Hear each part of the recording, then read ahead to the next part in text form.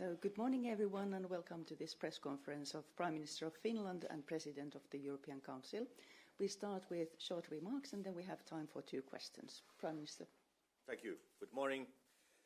Let me thank you, António, for your visit. Your leadership as a President of the European Council comes at a decisive moment for Europe. I am grateful for our close cooperation. Finland celebrates 30 years of EU membership. It is a meaningful milestone. Over these decades, we have deepened our integration. Our membership has made Finland and Europe stronger and safer. Russia remains a long-term threat to Europe, especially to our eastern flank. The danger from Putin's Russia will not disappear, even if the fighting in Ukraine stops tomorrow. This is an existential challenge for Europe. Supporting Ukraine and countering Russia is the best investment in our common security. The most important security guarantee is to make Ukraine and its army stronger. Ukraine needs predictable, long-term funding. This must be seen as a European responsibility. We should explore every possibility, increasing the Ukraine facility with additional contributions from member states, using frozen Russian assets for Ukraine's defence and reconstruction. We continue with new sanctions, EU enlargement, and unblocking the European peace facility. We must now not allow any member state to block these decisions. To counter this, we need to be ready to use all possible instruments at our disposal, including Article 7. On MFF, we welcome the proposal for the modernised and simplified EU budget. The overall level must remain sustainable, especially for net contributors like Finland. But the priorities are correct: defence, competitiveness and resilience.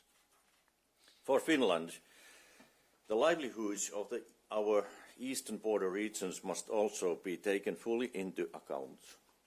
Finland is in a unique position as a member state bordering Russia. And my final point on competitiveness and growth, Europe must invest in the technologies that will define our future. Quantum computing, semiconductors, artificial intelligence, and 5G and 6G networks are all strategic areas where Europe must lead. This is why Finland will also strive to host one of the AI gigafactories. We should continue the simplification of EU legislation. Finland will propose including the nature restoration law in an environmental omnibus package. And finally, thank you for your visit once again, António, and let us continue our good cooperation. The floor is yours. Thank you very much, dear Petteri, for this opportunity.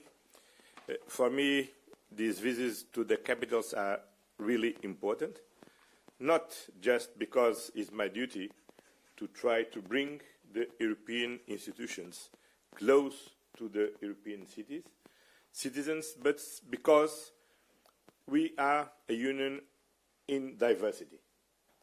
And it's essential to engage all the leaders, because in our union, every voice counts, matters. We need to take in account to build our unity. We have 2 clear priorities: security and competitiveness. And both are close interlinked, because without security, we cannot have a robust economy, and without a robust economy, it's very difficult to improve our common security. Next week, we will be counting over 1,300 days of Russia's war of aggression against Ukraine. 1,300 is also the figure of the kilometers of your border with Russia. Then Finland, by your history and your geography, is very aware about Russian threat. And the Russian threat is not only against Finland. It's a threat against all the European countries. Then the Finnish defense is the first line of our own defense. And that's the reason because we need to look at defense as a common effort, underpinned on solidarity and in the common interest of all European countries to defend ourselves. We have been a lot since 2022, but we have much more to do in the coming years, and we need to do this together. It's not only about spend more, but also about spend better. And to spend better, we need to spend together, not only by joint procurement, but also supporting common investments in our common defense. And when it comes from the future multi-annual financial framework, the next European budget, defense must be one of main priorities. Second, border security is not only about defense. It's also about border management, and we cannot forget the geopolitical impact in the border regions of this new geopolitical situation. And cohesion is not only about the GDP of the country, but it is about the concrete realities in the different regions of Europe. And we are a Europe of nations, but we are also a Europe of regions, and we need to support all of them. The second main priority is competitiveness. And we need to move forward on to eliminate all the barriers in the single market, to develop a real capital markets union, and of course to invest in the technologies of the future, to don't say the technologies of the present. And to understand that, like Mario Draghi report explained very well, that it's crucial to use climate change and defense and the two main drivers for our competitiveness. Because when we are investing on defense, we are investing also on the research, on innovation, on new technologies. And the same from climate change. And you cannot stop the clock of the climate change.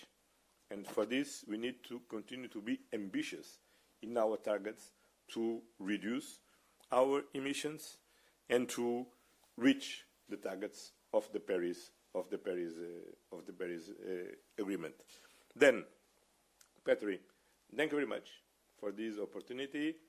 We have a new political year in front of us, very demanding to manage all these challenges that we are facing on defense and on competitiveness. And we count, of course, with Finland as a full membership, very active, very creative, and very reliable in our union.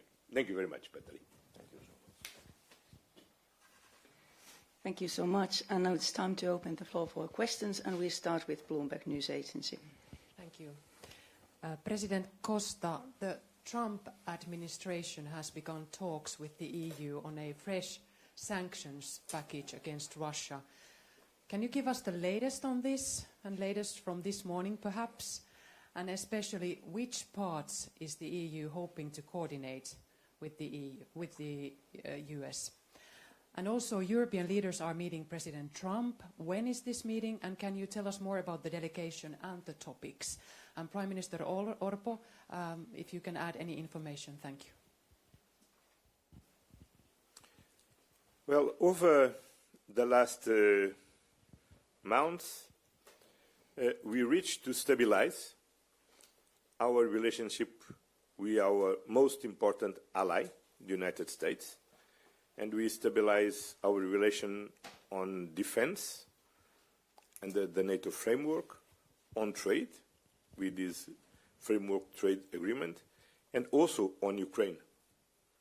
Now it's clear that the United States remain engaged, supporting Ukraine, and is committed to support future security guarantees to ensure a lasting peace in Ukraine. But to reach a lasting peace in Ukraine, we need to increase our pressure to Russia to come to peace negotiations. And it's what we are doing now with the United States, is coordinating our efforts to align our sanctions to be more effective and to put more pressure on Russia and President Putin to finally accept to come to peace negotiation talks with President Zelensky. As we know, President Zelensky accepted immediately President Trump's proposals to have a peace agreement on a bilateral basis, on trilateral basis, and after all these weeks, President Putin unfortunately didn't accept, and on the contrary, Russia increased their attacks to Ukraine, destroying more infrastructures and killing more people in Ukraine. We must stop this war, and the only way to do this is by a peace agreement, and for this we need to continue to support Ukraine and to increase the pressure on Russia. Thank you. First, I have to say that I listened very carefully to your speech, and I'm very happy that we have President of the European Council who understands so well Finland and our position, and you had just the right medicines for this situation. Do you know, I have a Finnish cousin, and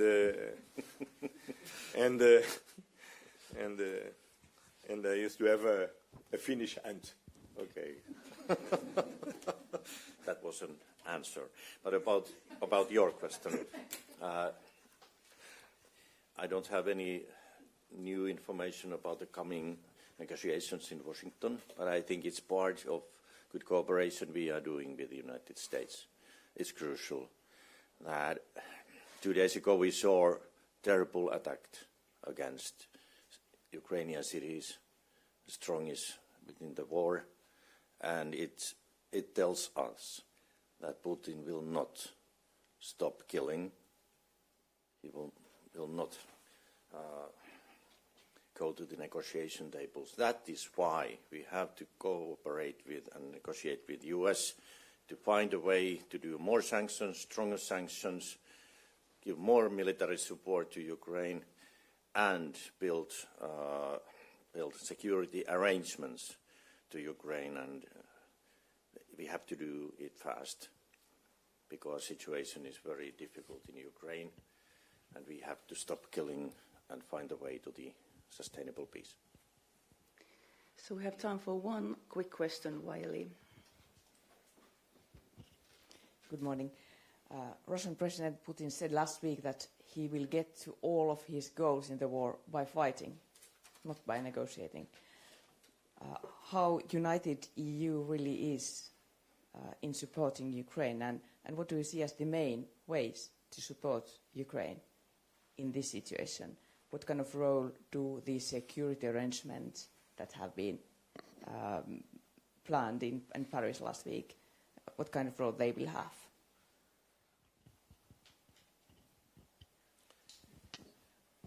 Well, we have been supporting Ukraine since day one.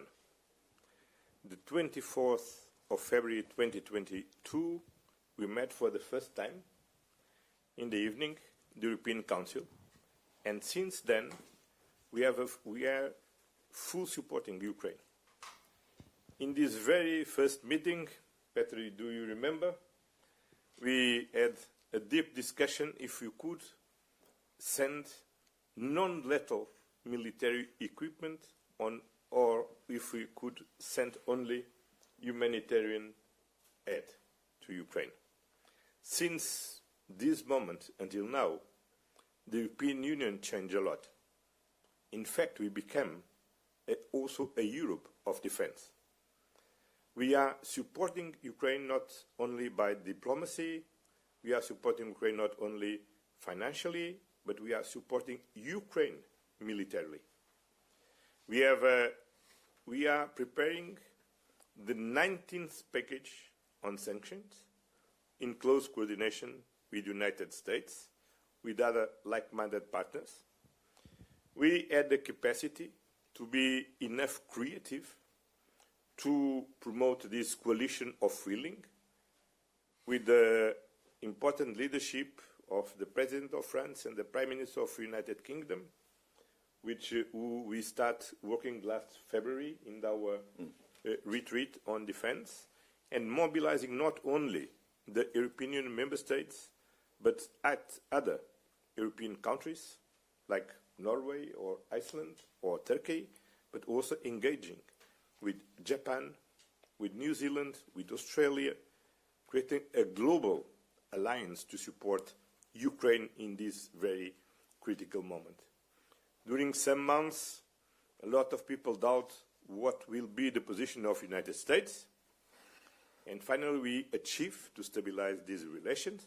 And if you allow me, I would like to thank Finland and the President of Finland by his personal role in this connection with President Trump. And now it's not. And last week, we achieved a very important goal. Now we have we have the approval, the political endorsement of the military plans developed over the last months by our military teams to have strong security guarantees in Ukraine. And we have reached also the supporting of the United States for these security guarantees. Then we are ready for the day after. When peace comes, we have security guarantees, and we have all the conditions to ensure a full membership to Ukraine in the European Union. Then, what we need to do to reach peace agreement? What we need is, in one hand, to continue to support Ukraine, to fight for peace in its territory, in their territory. On the other hand, we need to increase our pressure on Russia to push Russia for the table of negotiations. It's easy?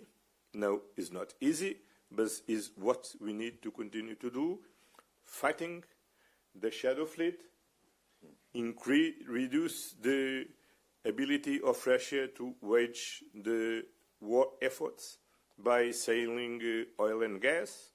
And for this, we need to increase not only the sanctions against Russia, but also secondary sanctions for the countries we are buying gas and oil to Russia.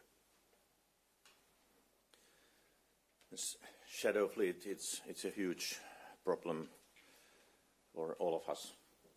It's pumping money to Putin's war machine, and we have to find the ways how to stop it. We have done sanctions, but it's not enough. It's still working. It's still there. It's a huge environmental risk, and also military and security threat to Finland.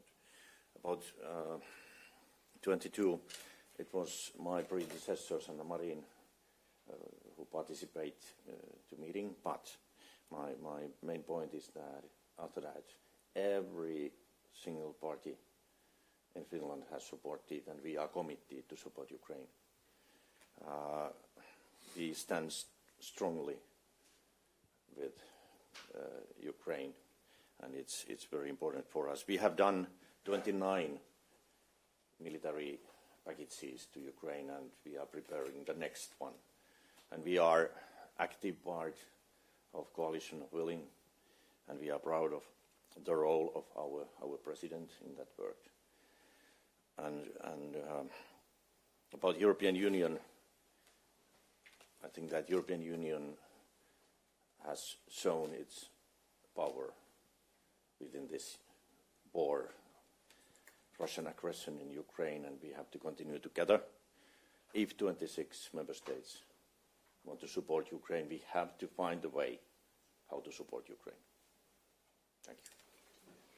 Thank you very much, everyone. We have to close the press conference here. Have a very, very nice day. Thank you very much. Thank you.